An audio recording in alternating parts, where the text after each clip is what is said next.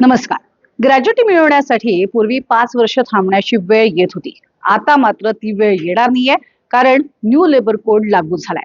नेमका तो काय आहे आणि त्याचे फायदे काय आहेत ते आपण पाहूया. आतापर्यंत 5 वर्ष किंवा त्याहून अधिक काळासाठी एकाच कंपनीत नोकरी केली तरच कर्मचारी ग्रॅज्युटीसाठी पात्र ठरायचे. आता मात्र हा नियम बदलण्यात आलाय. आता ही कालमर्यादा 5 वर्षावरनं 1 वर्ष करण्यात आली. म्हणजेच जो कर्मचारी कंपनीमध्ये 1 वर्ष सलग काम करत असेल तो देखील ग्रॅच्युइटीसाठी पात्र ठरेल.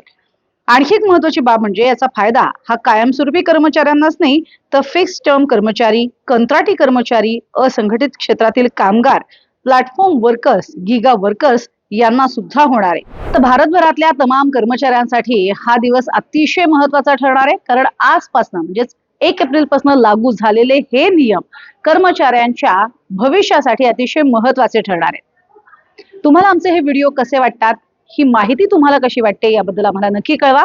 आणि हो, आम्हाला फॉलो करायला विसरू नका आणि लाईक शेअर करायलाही विसरू नका.